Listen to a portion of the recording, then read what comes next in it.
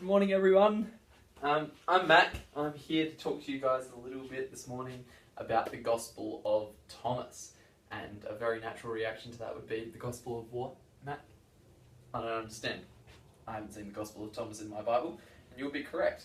The Gospel of Thomas isn't actually a canonical text. You won't find it in your average everyday Bible. So you may ask, why are we studying it if it's not in my Bible? This is interpreting the New Testament. The answer to that is, I guess, it talks about Jesus. So we're going to talk about it. The Gospel of Thomas is by far the most studied and most widely read of all the tractates in the Nag Hammadi corpus. So what's the Nag Hammadi corpus? Good question. You guys are on fire this morning with the questions. Right. Nag Hammadi is a place in Egypt, right here, right on the River Nile, and on my little map that I drew for you guys. Feel special. So Nag Hammadi is the place, and the corpus that they found there is just like a bunch of texts and writings and stuff that they found, including the Gospel of Thomas. They found it in 1945, and it was a little bit unique, the Gospel of Thomas, in that it was found in its entirety. Everything that we have now on the Gospel of Thomas was found then in 1945. However, the Gospel of Thomas isn't your traditional Gospel, I guess. It's not like Matthew, Mark, Luke, or John. It's not a story of Jesus. It's actually just a collection of 114 of Jesus' sayings, just stuff that he said, according to the author. It's attributed to one of Jesus' disciples, Thomas.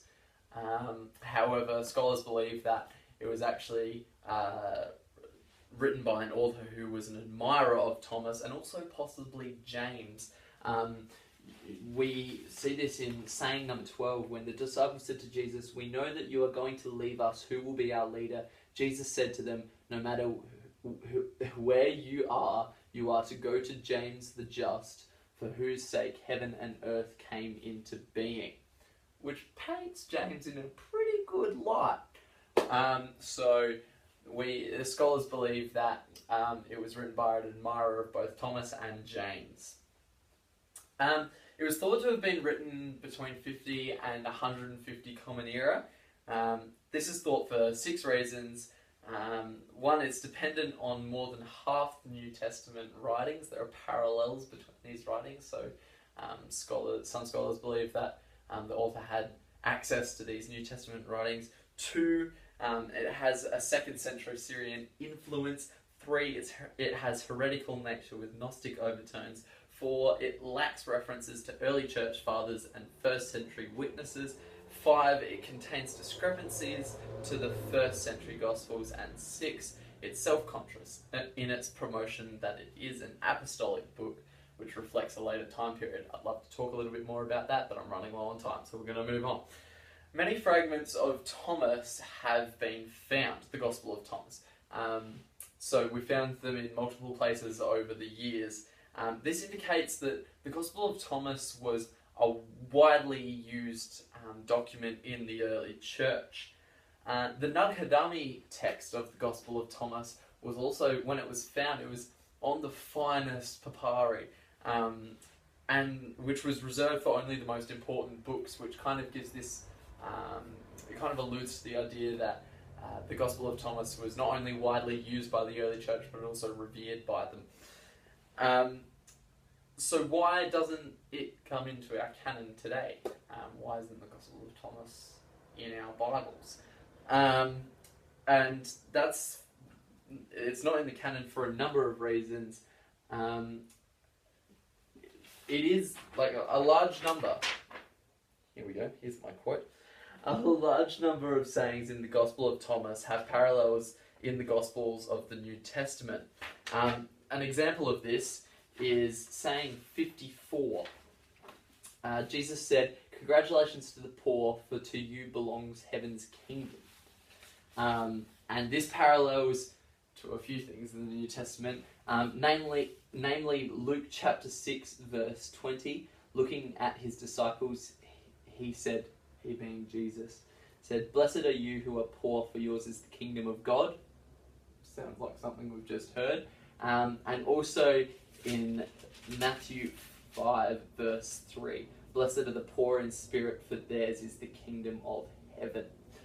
So there are definitely these parallels, which kind of makes you think, so why wasn't this gospel put into the canon? And the answer is that not all of the sayings are parallel. Some are actually a little bit skewed off, or even just directly opposite. So also, there's no narrative in the Gospel of Thomas. So, as I mentioned before, it doesn't talk about Jesus' life, it doesn't talk about Jesus' death, and it doesn't talk about Jesus' resurrection, which is a pretty important thing in the rest of the Gospels, and also just in the Christian faith today. It's pretty important to talk about Jesus' death and resurrection and his life as well. So it doesn't have any of that. It doesn't have any references to the Old Testament, which is also pretty important for us. So it's kind of losing points here as well. And then just also, it just flat out opposes some of the New Testament teachings. We can read in Ephesians 2 verse 8. It says, "For it is by grace that you have been saved through faith, and this is not from yourselves, it is the gift of God." And we really believe that as Christians. It's part of, it's kind of the basis of our faith, is that we've been saved through faith. But the Gospel of Thomas takes a slightly different standpoint, and even in the very first saying, it talks about how we are not saved through faith, we are saved through interpreting of these sayings, or gaining this secret knowledge. In saying 1, and he being Jesus, said, "Whoever discovers the interpretation of these sayings will not taste death." So all of a sudden, the Gospel of Thomas is saying, no, it doesn't matter about your faith, it's actually about what you can understand in these scriptures. And that doesn't go down well with the other Gospels, so there's one reason why it's not in the canon. And then also, just some of the stuff is just a bit messed up. Like, it's really messed up. Like, the last saying in the Gospel of Thomas just completely contradicts everything we kind of know about Jesus. The last saying 114, "Simon Peter said to them, 'Make Mary leave us, for females don't deserve life.'"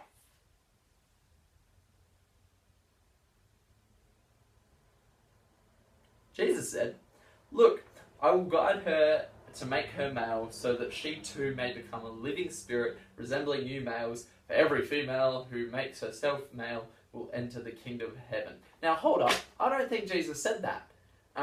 This is not the same Jesus that we hear about sitting and just hanging out by the woman in the well that no one else wanted to hang out with.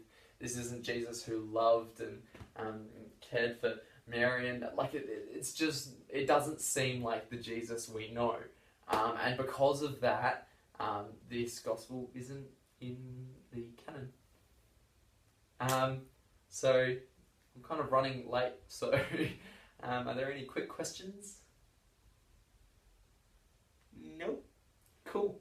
Well, thanks very much for listening. Oh, you guys didn't have to, no, it's all good. Have a great lecture, and I probably won't see you again.